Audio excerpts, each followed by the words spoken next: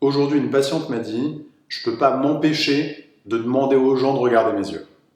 Ça, le fait de demander à ses collègues, à ses proches ou à ses amis de nous rassurer, de vérifier des choses pour nous, c'est quelque chose qu'on retrouve typiquement dans beaucoup de TOC et dans beaucoup de troubles anxieux. Et je vais vous expliquer pourquoi, en fait, vous pouvez avoir ce type de comportement, pourquoi ça saoule vos proches et qu'ils en ont marre, même s'ils sont probablement très gentils et que peut-être ils ne vous le disent pas, mais je vous assure qu'ils en ont probablement marre. Mais au final, comment ça ne vous aide pas et comment même ça vient entretenir vos TOC. Donc, depuis quelques séances, je travaille avec une patiente qui a des TOC de vérification autour de ses yeux et, pour être plus précis, qui a des TOC de vérification pour savoir si elle loucherait pas un petit peu. Et l'obsession, c'est de savoir si elle louche ou si elle ne louche pas. Et là, bien évidemment, les compulsions et les rituels, ça va être de beaucoup se regarder dans le miroir, de venir tester ses yeux, de prendre des vidéos pour vérifier par la suite, pour avoir des preuves, pour revenir dessus. Mais également, du coup, demander à certains de ses collègues ou demander à son compagnon si la personne voit un problème avec ses yeux. On dit comme ça peut paraître un petit peu étrange, mais on peut vraiment avoir des tocs de vérification sur tout et n'importe quoi. D'accord ? Ce n'est pas le sujet qui fait qu'on a un toc ou pas, mais ce sont les comportements que l'on va adopter vis-à-vis de ces sujets qui vont témoigner qu'on a un toc ou pas. Et là, si vous connaissez déjà un petit peu comment fonctionnent les tocs et les troubles anxieux, vous savez que ce genre de comportement, même vis-à-vis de ses proches, ce sont des comportements de réassurance. Le fait de soi-même se regarder dans le miroir, le fait de soi-même se regarder dans son téléphone et de prendre des vidéos n'est pas suffisant. Et donc du coup, on va se dire, oui, mais je ne peux pas me faire confiance à moi, mais auprès de quelqu'un d'autre, c'est bon, ça va enfin me rassurer. Sauf que ça rassure jamais. Ça rassure jamais parce qu'on se dit que la personne va être gentille avec nous, ça rassure jamais parce qu'on se dit que la personne, c'est pas son métier, ou ça rassure jamais, même quand c'est son métier, parce qu'on se dit que la personne, elle peut faire une erreur, parce que la personne n'a pas bien vu, parce que la personne est fatiguée, et donc du coup, on va redemander une autre consultation, on va redemander un autre avis, et ce n'est jamais suffisant. Parce que dans les TOC, bien évidemment, il y a ce doute qui est toujours persistant, et le niveau de preuve n'est jamais suffisant. Pourquoi c'est jamais suffisant? Je ne le dirai jamais assez. Parce que votre TOC n'est pas rationnel. Donc lui apporter des preuves rationnelles alors qu'il est irrationnel, c'est comme faire pipi dans un violon. Ça ne sert à rien. Ce n'est pas le même niveau.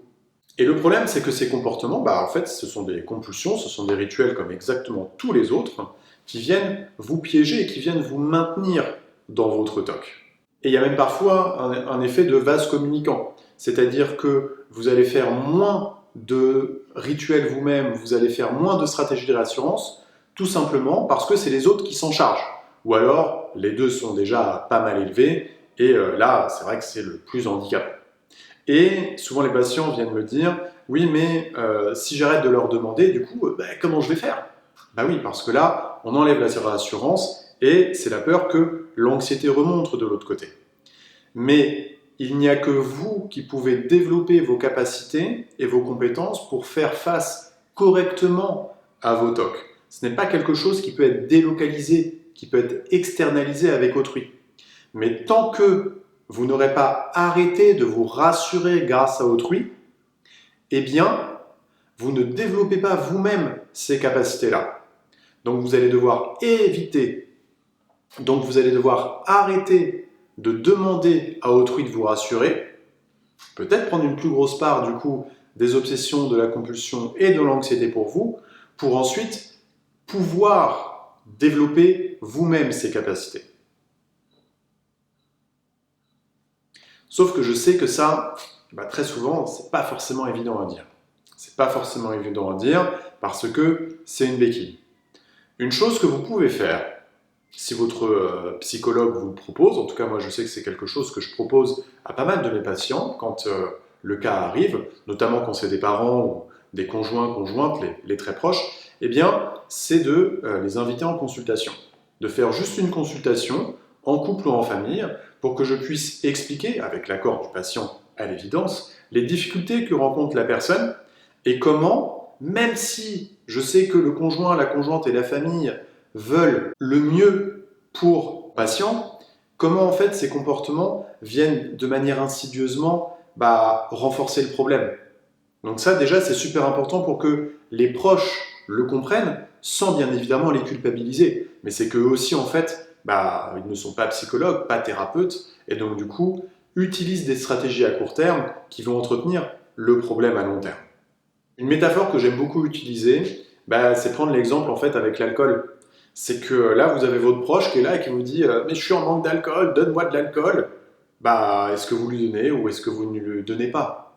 Si vous lui donnez, vous ne lui laissez aucune chance de s'en sortir parce que vous venez nourrir son alcoolisme. Alors que si vous ne lui donnez pas, c'est la chose difficile à faire sur le moment, mais c'est la meilleure chose sur le long terme. Et bien pour les stratégies de réassurance, c'est exactement la même chose.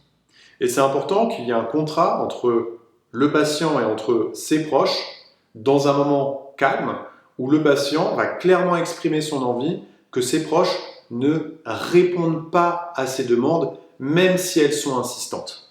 Qu'il y ait vraiment un contrat qui sera peut-être difficile pour les quelques minutes, pas plus souvent, ou quelques dizaines de minutes, grand maximum, où la personne sera dans son anxiété, ses obsessions, ses compulsions, comme un alcoolique qui serait en manque au final. Mais que sur le long terme, c'est vraiment ce qu'il va avoir de mieux à faire.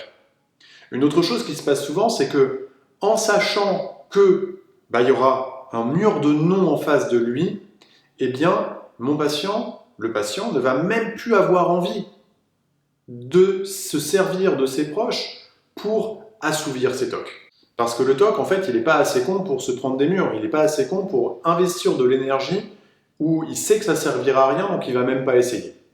Et dans le cadre où les tocs de vérification et les demandes de réassurance répétées peuvent vraiment poser des problèmes dans le couple, et que là, mon patient aurait du mal à formuler cette demande, ou même tout simplement à la respecter, là, je demande vraiment au conjoint, à la conjointe ou aux autres membres de la famille d'expliciter clairement que mon patient n'a pas leur consentement pour leur donner quelque chose.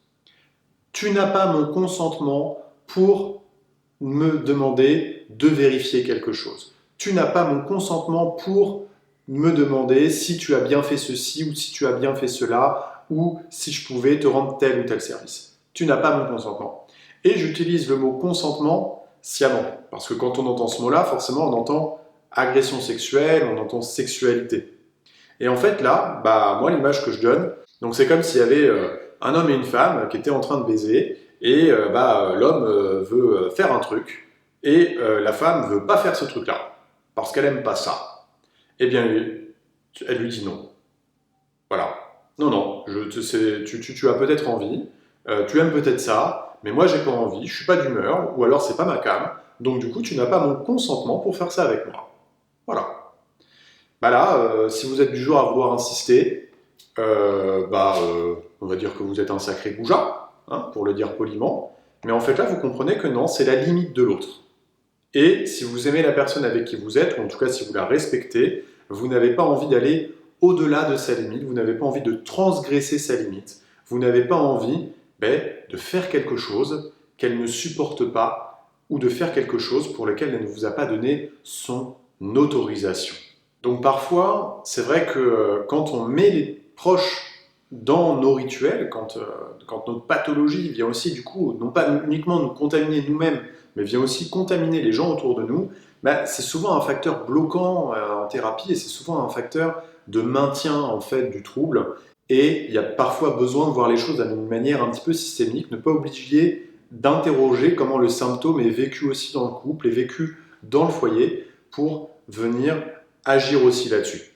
Donc réfléchissez si vous avez des difficultés à avancer, si en fait il n'y a pas, vous vous servez pas un petit peu des autres pour venir vous rassurer, même si les gens veulent bien faire en fait, c'est pas forcément la bonne stratégie. Et souvent, expliquer que vous avez un problème et vous demandez à l'autre de ne pas y répondre, que si c'est votre ami, si c'est votre collègue, si c'est quelqu'un de confiance, d'en parler un petit peu et de dire qu'à un moment ce sera difficile, que vous viendrez le solliciter, mais là vous avez besoin que lui, il tienne bon, que ça soit un non et que ça soit vraiment pas négociable, quoi. Voilà pour aujourd'hui. J'espère vous avoir apporté un petit peu, en vous faisant voir aussi même comment parfois dans des problématiques qui sont vraiment individuelles, le TOC c'est vraiment ça, il y a le cerveau qui bug et on produit des comportements, mais malgré comment un problème individuel, on peut aussi venir impliquer le système autour de nous et comment ensuite le système, bien malgré lui, peut venir maintenir, voire amplifier le symptôme.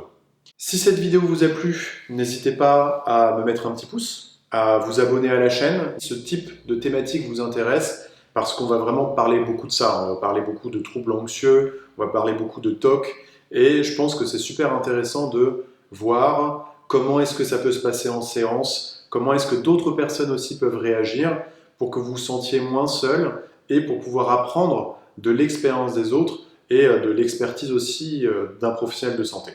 Si vous aussi, ça vous est arrivé de mettre vos proches dans vos compulsions et dans vos stratégies de réassurance, vous pouvez mettre un petit témoignage en bas de la vidéo et expliquer comment vous avez réussi à vous dépêtrer de ça dans votre couple ou dans votre famille. Ou si vous avez un proche qui peut souffrir de ces choses-là, expliquez-nous un petit peu comment il essaye de sans cesse vous demander les choses et de sans cesse vous solliciter et comment vous réagissez. Je vous souhaite une bonne journée et je vous dis à la prochaine.